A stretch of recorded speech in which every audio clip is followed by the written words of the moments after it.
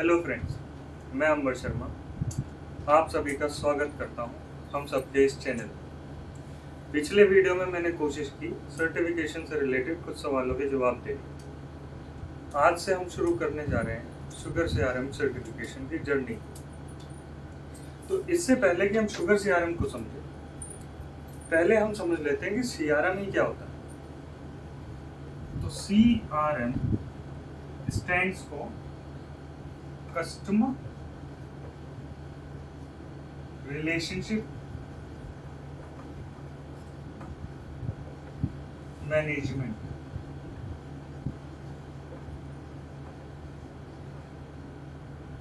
इसमें आपको तीन शब्द साफ दिखाई दे रहा हूं। एक तो कस्टमर, एक इस कस्टमर का किसी भी बिजनेस के साथ relationship,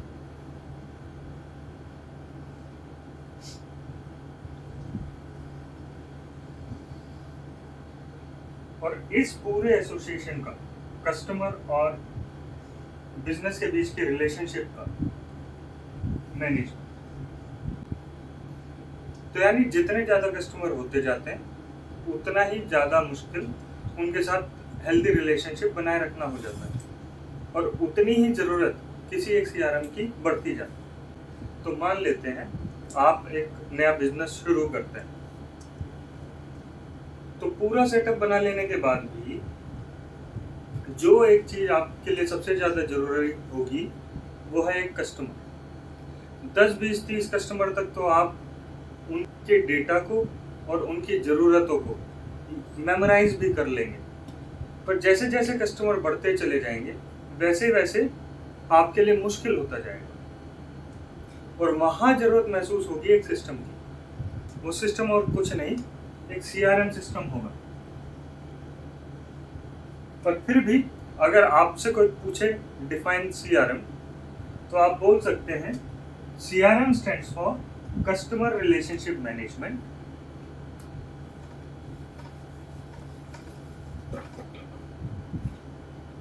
which refers to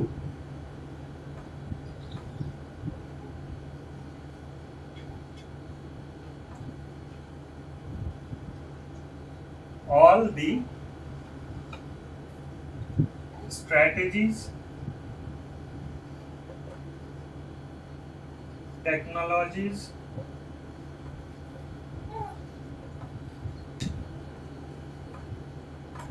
and enterprise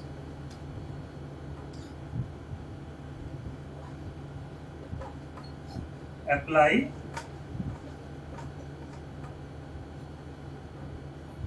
to build and maintain customer।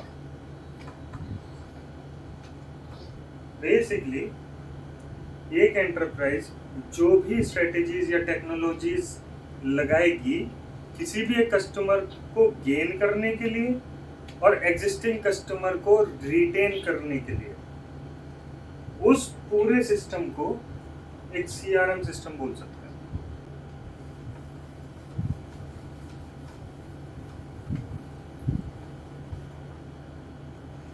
तो बहुत सारे सीआरएम्स मार्केट में अवेलेबल हैं, पर हमारा फोकस इस पूरे प्लेलिस्ट या इस पूरे ट्यूटोरियल में शुगर सीआरएम पे रहेगा।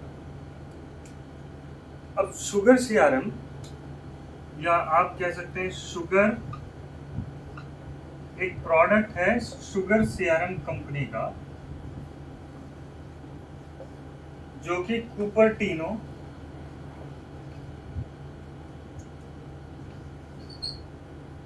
कैलिफोर्निया में बेस्ड है।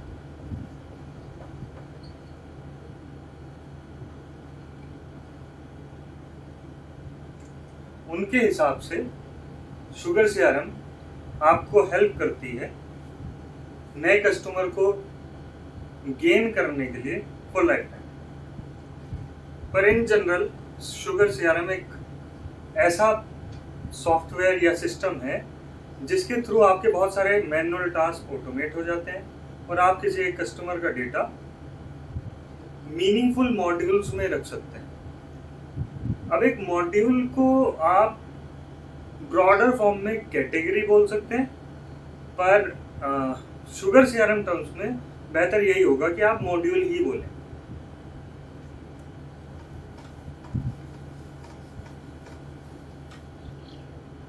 ये थोड़ा लिंक कर पाना मुश्किल हो रहा होगा, तो चलिए एक एग्जांपल ले लेते हैं। मान लेते हैं आप किसी एक सेमिनार में जाते हैं या किसी वेबिनार में जाते हैं और आपको उस प्रोडक्ट के बारे में थोड़ी और जानकारी लेनी है या आप उसमें थोड़े बहुत इंटरेस्टेड हैं, तो आप मान लेते हैं अपना फॉर्म फिल कर देते हैं। तो जो फॉर्म आप फिल करते हैं, अगर वो ऑर्गेनाइजेशन या कंपनी एक सीआरएम सिस्टम, मान लेते हैं शुगर सीआरएम को ही यूज कर रही है, तो वो आपका डेटा एक लीड नाम के मॉड्यूल में रखेगी। लीड को आप ऐसे समझ सकते हैं कि एक ऐसा मॉड्यूल या एक ऐसी टेबल बोल सकते हैं जिसमें किसी भी पर्सन का डमी डेटा हो सकता है। अब ये कितना ऑथेंटिक है अभी बता पाना थोड़ा मुश्किल है, ये डेटा है। अब ये पता लगाना कि ये कितना ऑथेंटिक डेटा है, इसके लिए इस लीड रिकॉर्ड को किसी एक पर्सन को असाइन कर दिया जाएगा। मान लेते हैं उस कंपनी के किसी एक रिप्रेजेंटेटिव। तो अब ये डेटा कितना उस कंपनी के लिए एक इंफॉर्मेशन है, ये इस रिप्रेजेंटेटिव का काम रहेगा। क्योंकि हो सकता है कि वो जो इंफॉर्मेशन है वो ठीक नहीं है या किसी ने डमी डेटा ऐसे ही फिल कर दिया है, तो उसकी ऑथेंटिसिटी फाइंड आउट करने के लिए ये रिप्रेजेंटेटिव इस लीड के डेटा को वैलिडेट करेगा। अब ये डेटा अगर उनके काम का होगा तभी एक इंफॉर्मेशन कहलाएगा। अब आप सोच रहे होंगे ये डेटा इंफॉर्मेशन में क्या अंतर है। तो मान लीजिए मैं कुछ ऐसे लिख देता हूं। अब ये जो टेक्स्ट है ये आपके लिए हो सकता है डेटा हो, पर मेरे लिए हो सकता है किसी एप्लीकेशन का पासवर्ड हो।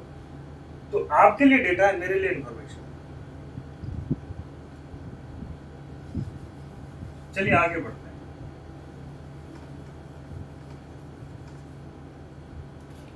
तो अब इस लीड रिकॉर्ड में मान लेते हैं इस ये जो रिप्रेजेंटेटिव असाइंड था, इसको लगा कि डेटा वैलिड। तो अब इस लीड को ये और 3 मॉड्यूल में कन्वर्ट करेगा, जो कि है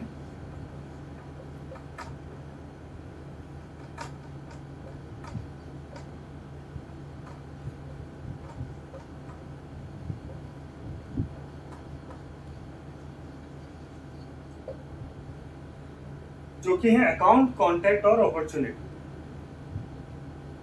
अकाउंट इज नथिंग बट किसी भी कंपनी की इंफॉर्मेशन। मान लीजिए मैं जो कि एक लीड था, बेसिकली एक लीड में 2 तरीके की मेजर इंफॉर्मेशन होती है, पर्सन की और वो किस ऑर्गेनाइजेशन से बिलोंग करता है वो।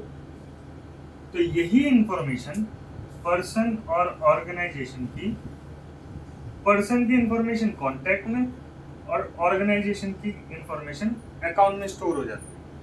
यानी अब हमें 3 मॉड्यूल समझ में आ गए, लीड, अकाउंट और कॉन्टैक्ट। तो फिर ये अपॉर्चुनिटी क्या है? ये सारी मेहनत, ये सारा काम किस लिए हो रहा है? बिजनेस जनरेट करने के लिए।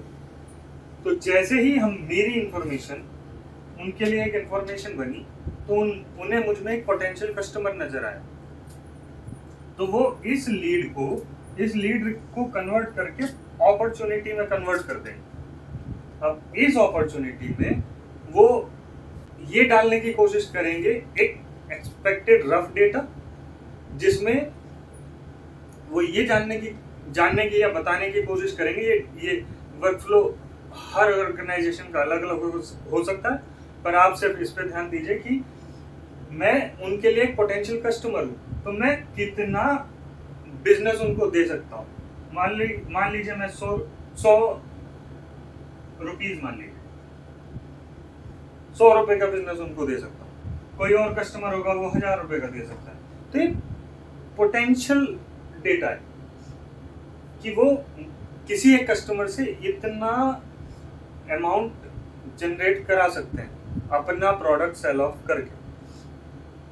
ये गिवन है कि वो जो प्रोडक्ट है वो ऑर्गेनाइजेशन के साथ साथ एक कस्टमर को भी समझ में आना चाहिए। म्यूचुअल अंडरस्टैंडिंग के बाद ही ये बिजनेस जनरेट हो सकता है। अब ये हमने 4 मॉड्यूल जान लिए, लीड, अकाउंट, कॉन्टैक्ट और अपॉर्चुनिटी। पर उसका क्या ये जो रिप्रेजेंटेटिव है, ये मान लीजिए मैं एक कस्टमर हूं उनके लिए, ये जो हमारे बीच की जो कम्युनिकेशन है वो कहाँ है? तो उसी के साथ आता है एक नोट मॉड्यूल। बेसिकली जो भी हमारी कम्युनिकेशन वैलिड, जो भी किसी फोन कॉल या किसी भी तरीके का एसोसिएशन का जो हमारा डेटा होगा वो एक नोट मॉड्यूल में रख दिया जाता है। ये नोट मॉड्यूल हर मॉड्यूल के साथ, एटलीस्ट इन मॉड्यूल्स के साथ तो लिंक होता ही। तो बेसिकली लीड लेवल पे जो भी बातचीत होगी वो लीड से लिंक नोट में होगी, अकाउंट, कॉन्टैक्ट और अपॉर्चुनिटी पे जो होगी वो उससे रिलेटेड नोट पे होगी। इसके साथ साथ एक और मॉड्यूल आता है टास्क। अब ये टास्क क्या है? ऐसा तो हो नहीं जाता कि पहले ही कॉल में सारी चीजें फाइनलाइज हो गई। ऐसा हो सकता है पहली कॉल में रिप्रेजेंटेटिव ने मुझे एक प्रोडक्ट के बारे में 2-4 फीचर बताए और मैंने कहा ठीक है, मैं अभी टाइम लेता हूँ, मैं सोच के बताता हूँ, वीकेंड के बाद बात करते हैं। अब वो वीकेंड के बाद बात करते हैं, अगर 2-4 कस्टमर ही है कम ऑर्गेनाइजेशन के बाद तो आसान है। पर अगर इससे ज़्यादा कस्टमर है, 20, 30, 50, 100, तो किसको कब कॉल करना है, किसके लिए कब क्या काम करना है, वो कहाँ रखा जाएगा? वो एक टास्क मॉड्यूल में रख दिया जाता है। टास्क एक डेट एसोसिएटेड होता है कि किस डेट को क्या काम करना है, तो उस दिन ये नोटिफिकेशन हमें अवेलेबल हो जाती है। किस तरीके से होती है वो तो आगे की बात है, हम आगे जानेंगे। तो बेसिकली इस तरीके से एक डेटा मल्टीपल मीनिंगफुल मॉड्यूल्स में डिवाइड हो गया। और मुझे पता है कि अगर मुझे कम्युनिकेशन देखनी है तो note module is the right module, और अगर मुझे पता है कि इस पर्सन की ऑर्गेनाइजेशन की इंफॉर्मेशन चाहिए तो account is the right module. तो इस हिसाब से शुगर में जो कि एक CRM है उसमें मल्टीपल मॉड्यूल्स अवेलेबल होते हैं और उनमें हम अपने डेटा को डिवाइड कर लेते हैं। तो चलिए आज ही हम शुगर का UI और उसमें क्या क्या टर्मिनोलॉजीज होती हैं उनको आज ही जान लेते हैं, ताकि अगले सेशन से हम डेवलपर साइड में डिगिन करें। तो मान लेते हैं मैं www.abc.com खोलता हूँ जो कि एक शुगर एप्लीकेशन। तो आप लैंड करेंगे एक लॉगिन पेज पे जिसमें आपको यूजर नेम और पासवर्ड डालना होगा, और फिर एक बटन होगा लॉगिन। इस पर क्लिक करेंगे तो आप ऑब्वियसली शुगर की एप्लीकेशन के अंदर लॉगिन कर जाएंगे। मान लीजिए मैंने एक नॉर्मल यूजर की तरह लॉगिन किया, तो मैं लैंड कहाँ होऊंगा? तो मैं लैंड होऊंगा उस वेबसाइट के URL #home। अब ये होम क्या है? होम बेसिकली शुगर में डैशबोर्ड का जो लेआउट है उसको बोलते हैं। तो बेसिकली जब भी आप लैंड करेंगे या कोई भी एक यूजर लैंड करेगा तो उसको कुछ छोटे छोटे बॉक्सेस दिखाई दे सकते हैं, हर ऑर्गेनाइजेशन के लिए अलग हो सकते हैं। इन बॉक्सेस को डैशलेट बोलते हैं। क्योंकि ये होम पे है तो ये होम लेवल डैशलेट्स हैं, और इस पूरे लेआउट को डैशबोर्ड बोलते हैं। अब इसकी इंपॉर्टेंस क्या है? मान लीजिए ये टास्क का डैशलेट है, यानी जो मेरे आज के टास्क हैं वो सारे मुझे यहाँ दिख रहे होंगे। जैसे मैंने कहा था कि वीकेंड के बाद उससे बात करना, तो वो जो वीकेंड के बाद जो मंडे आएगा उसमें मेरा टास्क यहाँ पर दिख रहा होगा, और कोई भी रिप्रेजेंटेटिव उसको देखकर अपने आज के करंट डे टास्क को परफॉर्म कर सकता है। ऐसे ही हो सकता है मेरी करंट अपॉर्चुनिटीज, मेरी करंट अकाउंट्स, मेरे करंट कॉन्टैक्ट्स वगैरह यहाँ पर देख सकते हैं, और बहुत से कस्टमाइज्ड डैशबोर्ड्स भी हम ऐड कर सकते हैं।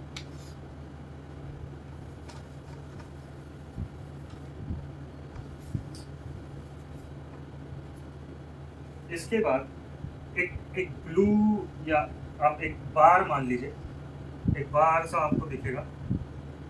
वो बार कुछ नहीं है, सेट ऑफ मॉड्यूल्स जो हमने अभी बात की, लीड, अकाउंट, कॉन्टैक्ट, वो सब यहाँ पर दिख रहा होगा, जिनका भी इस यूजर को एक्सेस होगा। हम एक्सेस भी कंट्रोल कर सकते हैं, तो वो धीरे धीरे हम जानेंगे, पर मान लेते हैं कि इस यूजर को इन सब का एक्सेस है। इसके साथ साथ एक सर्च बॉक्स मिलेगा,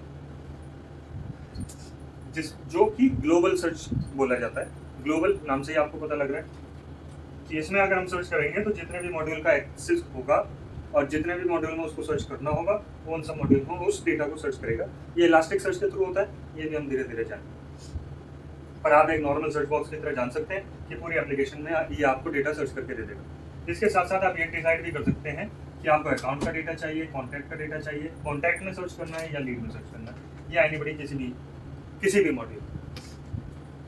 इसके साथ साथ अगर यूजर नॉर्मल यूजर है तो एडमिन सेक्शन दिखाई नहीं देता, और अगर एक एडमिन है तो एक एडमिन सेक्शन दिखाई देता है, जिसकी भी एक सेपरेट सर्टिफिकेशन के बारे में हम पिछले लेक्चर में जान चुके हैं। अब मान लेते हैं कि यूजर इस अकाउंट मॉड्यूल पे क्लिक कर देता है, तो वो जहां लैंड करेगा वो होंगे सेट ऑफ रिकॉर्ड्स। बेसिकली सिर्फ मेरा ही रिकॉर्ड तो है नहीं, ऑर्गेनाइजेशन में और भी रिकॉर्ड्स होंगे, और भी ऑर्गेनाइजेशंस का डेटा होगा। तो ये सारा डेटा आपको यहाँ पर दिख जाता है जैसे ही आप इस किसी भी एक मॉड्यूल पे क्लिक करते हैं, और उसका यूआरएल यहाँ पर आपको चेंज होता हुआ दिखेगा। एट मैक्स एक बार में 20 रिकॉर्ड्स हमको दिखाई देता है। इस पूरे व्यू को हम बोलते हैं लिस्ट व्यू। लिस्ट मतलब list of set of records. इसके साथ साथ हर रिकॉर्ड पे हम उसका प्रीव्यू ले सकते हैं। जैसे मैं प्रीव्यू बोलता हूँ, प्रीव्यू में हम पूरा डेटा देखना नहीं चाहते, हम किसी भी रिकॉर्ड का कुछ इंपॉर्टेंट डेटा देखना चाहते हैं। तो अगर हम उस बटन पे क्लिक करते हैं तो इसी के साइड वाले पैनल में हमको उस रिकॉर्ड का प्रीव्यू दिखाई देने लगता है, यानी नेम, वेबसाइट और बाकी बहुत कुछ, डिपेंडिंग अपॉन द रिक्वायरमेंट। अब अगर हमने इस बटन पे क्लिक नहीं किया है तो ये सेक्शन क्या कर रहा है?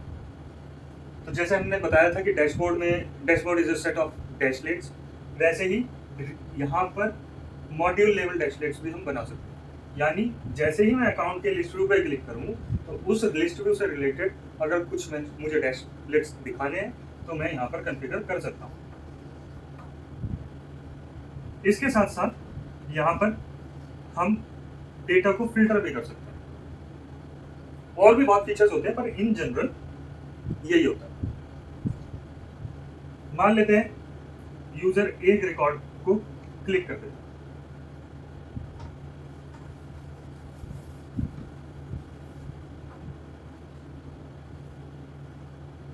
तो फिर वो एक पेज पे जाएगा। उसका लेआउट भी कुछ इसी तरीके से होगा। ये जो राइट वाला सेक्शन है इज ऑलवेज फॉर डैशलेट्स, पर ये जो खुला है इसको लिस्ट व्यू ना बोलकर इसको रिकॉर्ड व्यू बोलते हैं।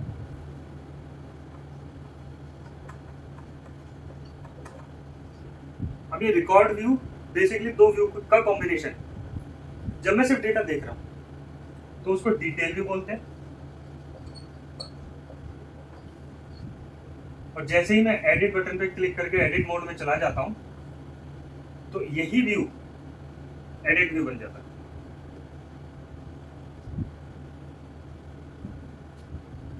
तो यानी सेम व्यू पे इनलाइन एडिटिंग जैसा कुछ एक लेआउट हमें मिल जाता है। अब पीछे जो मैंने एग्जांपल दिया था तो मैंने बताया था कि भाई जो भी कम्युनिकेशन हो रही होगी वो कहाँ है, वो हमने पता लगा था कि नोट्स मॉड्यूल में होगी। अभी नोट्स मॉड्यूल दिख कहाँ रहा है, अभी तक तो हमने बात ही नहीं की। तो नोट्स मॉड्यूल मान लेते हैं ये स्क्रीन इतनी है, इसके नीचे रिकॉर्ड व्यू वाले सेक्शन के नीचे ही कुछ टैब्स आपको नजर आएंगे, जैसे टास्क, नोट्स। अगर आप इन पे क्लिक करते हैं तो इनसे रिलेटेड, यानी इस पर्टिकुलर रिकॉर्ड से रिलेटेड जो भी टास्क हैं या नोट्स हैं वो सारे आपको दिखने लगेंगे। इसके लिमिट है 5 रिकॉर्ड एट ए टाइम, फिर इसको हम कम ज़्यादा कर सकते हैं, पर जितना ज़्यादा करते हैं उतना परफॉर्मेंस पे इम्पैक्ट आता है। तो मोस्ट प्रोबेबली हम इसको कुछ इस ऑर्डर में सेट करते हैं कि जो भी मीनिंगफुल डेटा या लेटेस्ट डेटा हम दिखा लेते हैं पहले। बाकी एक शो मोर का बटन हर जगह मिलता ही है, उस पर क्लिक करके 5-5 रिकॉर्ड और लोड होते जाते हैं। तो ओवरऑल कुछ इस तरीके से शुगर का लेआउट होता है। ये उनके लिए है जिनको बिल्कुल नहीं पता, और जो जानते हैं वो इसके साथ अपने आप को कनेक्ट कर पा रहे हो। इसके आगे की डिटेल हम धीरे धीरे जानेंगे, और मैं उम्मीद करता हूं कि ये जो कुछ भी मैंने बताने की कोशिश की वो आपके लिए मीनिंगफुल रहा होगा। Actual screenshots, actual walk through देखकर आपको ज़्यादा बेहतर समझ में आएगा। तो मैं कोशिश करूंगा आगे की वीडियोस में आपको समझा सकूं, और आगे के लेक्चर्स भी बहुत इंटरेस्टिंग होने वाले हैं। अगर आपको इसके बाद भी कोई डाउट्स हैं, कोई फीडबैक है, तो आप कमेंट करके मुझसे पूछ सकते हैं, and I will be happy to help. Thank you, bye.